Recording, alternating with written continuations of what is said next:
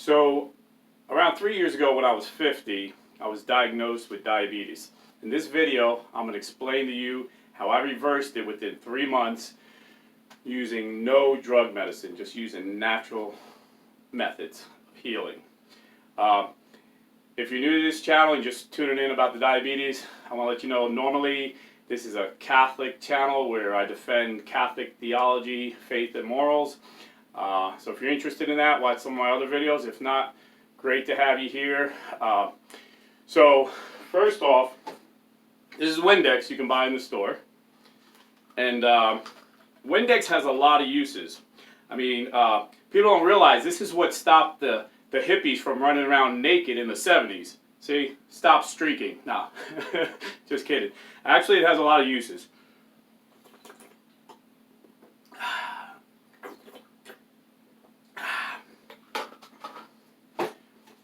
That's not really Windex. That was Gatorade or Powerade. I just do that as an illustration. My father used to say, believe half of what you hear and even less of what you see. So it looked like I was drinking Windex, and the reason I did that was to make a point. Normally, wipe the Powerade off. Normally when I tell someone that I cured myself naturally, or I talk about others who I know personally and intimately that have been cured naturally of diseases, that their medical doctors just kept giving them drugs for the symptoms, they think I'm being unscientific. They think that any natural cure is unscientific. It's just whacked out. I can assure you, I don't drink Windex, and I can assure you that there is science behind everything I'm about to tell you. There is research and there is science about everything I'm going to share with you today. So, when I was 50, up into my late 40s, I kept being told I'm on my way to pre-diabetes, and I was pre-diabetic, and they're like, wow, you should take medicine. I'm like, no, I'll get it right. I know I'm eating like crap, and I'm not exercising, and I'll do it. And then finally, when I think I was 50, the doctor showed me my A1C, and I seen it was going up gradually. Anything over 6.5 is diabetic. So I was gradually over the years going like 6.4, 6.5, 6.7. The trend was upward, and then it hit 7.0, and he's like, no, you got to take medicine. And I didn't want to disrespect him and say, no, I'm not listening to you, doctor. So I took his prescription he gave me, and then as soon as I got in the car, I threw it in the trash. And then I called a trusted naturopathic doctor that I know, Robert H. Sorge from New Jersey. I've seen him firsthand cure people of incurable diseases, and that's a whole nother video. But I said, Doc, I just got tested for diabetes. My A1C is 7.0. What should I do? He goes, yeah, Rob, that's pretty high. He said, you need to fast. I go, what do you mean? He goes, do intermittent fasting. I said, well, I work a pretty physical job. Am I going to get weak? He said, well, I'll tell you what, go to a local, go to a reliable source, find a local farm, and get raw cow's milk or goat's milk. And just drink like a quart of that a day. And it's kind of funny because I'm lactose intolerant. I never drink milk, even though I'm a milkman. It always gives me stomach aches. But the raw milk has enzymes and stuff, and it actually goes down smooth and didn't cause any problems. But long story short, he said just sip on it throughout the day to maintain your strength, because you need protein, and that protein is easily digested. As long as it's not, pasteurized, homogenized, and everything else they do to it, it'll be easily digested, and you'll get protein in you. And the cow's milk was delicious. I was afraid to drink the goat's milk because one time I drank it and it was really bitter. But I learned it was a retired medical doctor from my town that owns this farm down here. And he said you have to keep the male goats separated from the female goats. When the male goats are with the female goats make bitter milk. And I thought, wow, that's a good analogy for life, but I could go a million different directions with that one. But suffice to say that over 3 months I drank both of them. I took a quart of raw milk, just sipped it throughout the day, and drank probably about a gallon of water.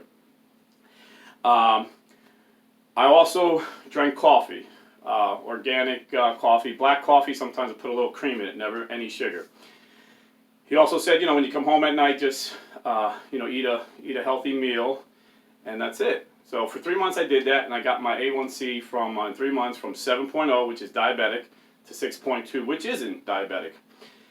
And then he also gave me told me about a bunch of other supplements, and I be honest, I didn't take them. I didn't order them. And then after 3 months, I stopped going to the farm, and I just started doing the intermittent fasting with water. And I cheated a lot, you know, not during the day. You know, when I'm working, it's easy because I'm busy. You know, I'm hustling store to store, unloading the truck, driving. So it's easy not to eat. But Saturday and Sunday, I call Saturday and Fun Day because I just chill out and I eat what I want. So when I went back for my test, I was afraid that it would be higher, but it wasn't. It went down to a 6.0. And then I didn't go back for a long time. And the reason I'm making this video is because I just went back on Wednesday, and my A1C was down to a 5.7. So for years, my sugar was on an upward trend. And now, for the past 3 years, it's been on a downward trend. And I haven't been diabetic since I've been doing the intermittent fasting. And, you know, naturopaths are funny. Dr. Sword's been my friend and doctor probably 30 years. And he told me a long time ago, yeah, we've been doing stuff for 50, 60 years. And medical doctors, when they catch up to us, they always say it's a new discovery. And sure enough, he's right. Because now Dr. Jason Fung, who I like, he's talking about this new discovery of intermittent fasting curing diabetes. And if you Google him, Dr. Jason Fung Diabetes, you'll see this guy's a nephrologist, and he specializes in people in the last stage of diabetes, that their kidneys are so bad they're on dialysis, and he reverses that, like way worse than mine.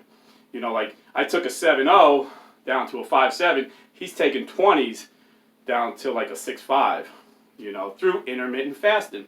And the reason is because, and again, you know, a lot of people will say to me, oh, you know better than your doctor, or you know better than doctors. And I say, no, some doctors know better than other doctors. Most doctors that you see today are looking at science from 30, 40 years ago, from when they were in medical school. They don't have the time. You know, they're well-intentioned and they're busy. They don't have the time to look at the new science.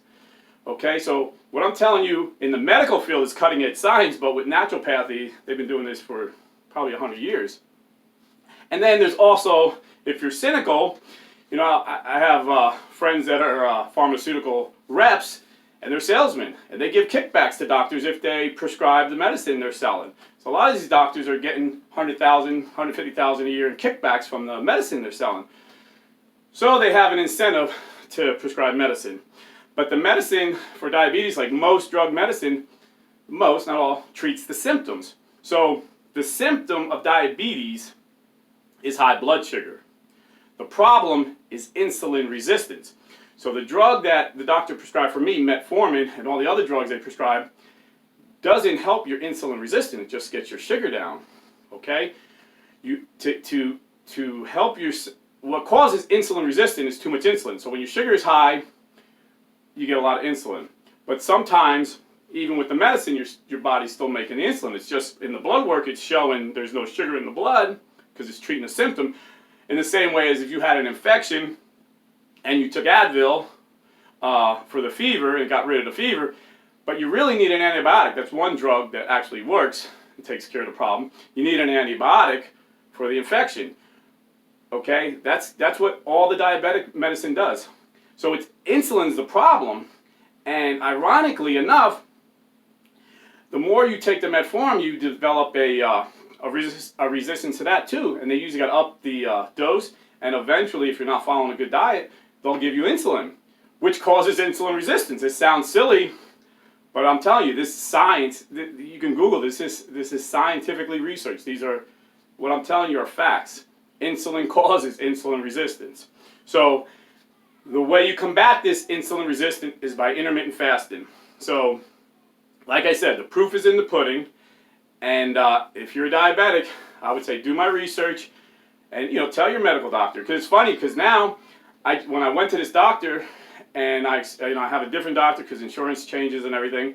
So this doctor never knew I was a diabetic. So I said, hey, can you check my A1C? I was a diabetic at one time. He's like, oh, really? That's interesting. And he said, how did you beat it? And I said, through intermittent fasting. And he's like, oh yeah, I read that book by Jason Fung. Very interesting. So a lot of them know it, but they're not confident in telling you to do that. So, but if you tell them, listen, I want to do intermittent fasting, could you check my blood every 3 months? Most doctors will do that for you.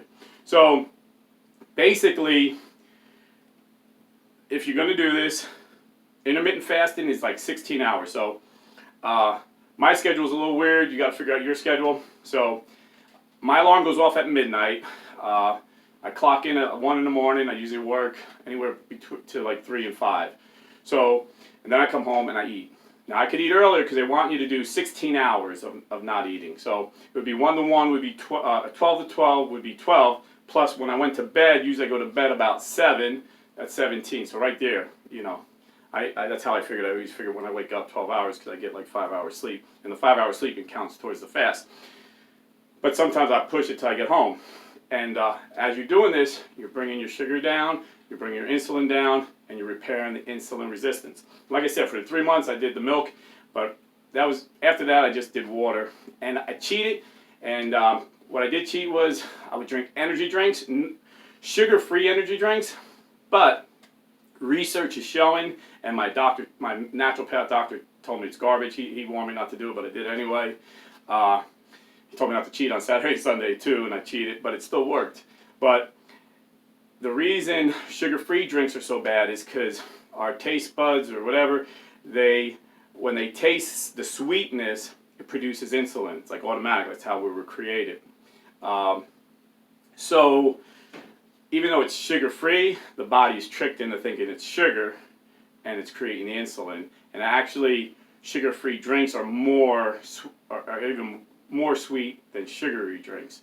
So I wouldn't drink, you know, just try and drink water and coffee, or if you can get your hands on raw milk, you know, during the fast, you know. Then after the fast, like I said, you could cheat. And if you exercise, my job is kind of like exercise, so I'm pulling, pushing, lifting, you know, gallons of milk all day long and moving, kind of got to move fast, you know, they want you done on 14 hours. Sometimes you can, sometimes you can't. So you're moving fast. So, you know, my milk truck is my gym, I always say.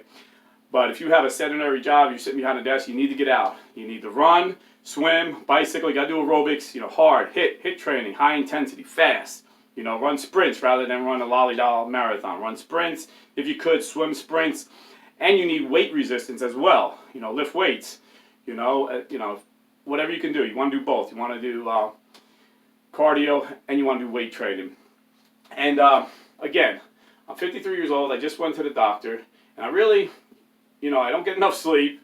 I'm in and out of coolers all day, and since I've been doing this, I'm never sick. I can't remember the last time I was sick, and all my numbers were perfect. Not only was my sugar getting high at that time, my cholesterol was high. They wanted to put me on cholesterol medicine, which I never took. My triglyceride was high.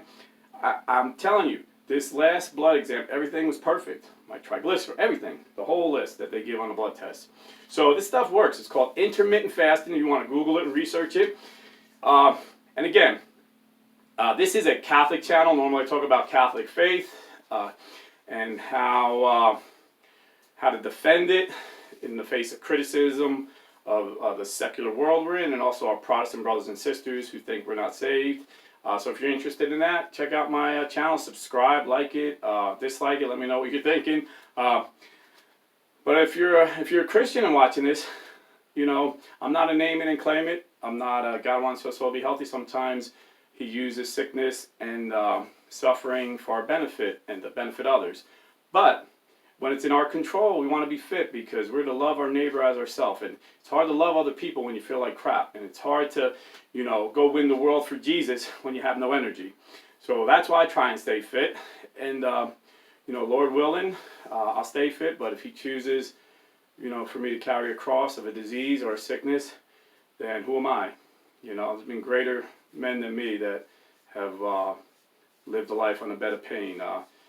One of the best Baptist preachers I ever read about was Charles Spurgeon, and he said he learned more about the grace of God on the bed of pain than he ever did in any seminary. So I'm not saying name it, claim it, God wants you to be healthy, but if it's up to you, you know, choose health, you know. So hopefully this was helpful to you. I was excited when I got my numbers Wednesday, and I wanted to share it with my subscribers, who I think of as they are my brothers and sisters, most of them. And please share it on your Facebook and get the word out that you don't have to be sick if you got diabetes. But, you know, it takes a little willpower. And again, people ask me, well, don't you get hungry? It's like anything else. Like if you've ever trained, working out, ever been in the military, pain only lasts for a moment. Don't think about, I got to get through this whole day. Think about, I got to get through this moment. get through the moment, and get busy, and the hunger goes away, honestly, you know. Hunger maybe lasts 20 minutes, and then it'll go away. Drink water or black coffee or something like that, and it honestly goes away. And just know, at the end of the day, I could eat whatever I want. You really should just eat, honestly, you should eat meat, any kind of meat, and vegetables. That's what the doctor, the naturopath doctor told me.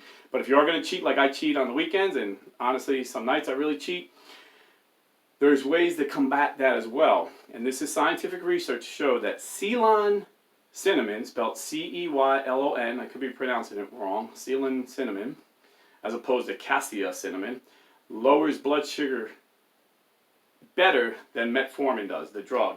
So if you are going to eat a lot of sugary stuff, whenever I do, I take the Ceylon sugar, the Ceylon cinnamon. And also I have another friend who's a PhD in biochemistry. He's the one who told me about the cinnamon. And he showed me the research, because he has all kinds of research on his computer. And then I called him, I said, hey, I see some research that the cinnamon didn't do anything for your blood sugar. He goes, is it Ceylon? I looked, I go, no, it's cassia. He goes, yeah, that's what they do. They try and trick you to say, oh, it doesn't work, you need metformin. He said, the cassia didn't work as good as Ceylon, plus that study, if you look, they didn't use the right amount of milligrams. That's usually, and I think it's like 200 milligrams that you need to take, I forget exactly. But if you get the normal bottle of Ceylon, any brand, they have the standard dose. And when they did the testing, these pharmaceutical companies did the testing to prove it didn't work. They used a much lower dose, and they used the wrong cinnamon. So it's Ceylon cinnamon you want to use, and whatever the dose is on the bottle. And if I eat ice cream with whipped cream and syrup, I double the dose. And like I said, the proof is in the pudding. 3 years, diabetes-free. Stuff works, man. So, God bless. Next video is going to be about Catholic theology. Tune in. Bye.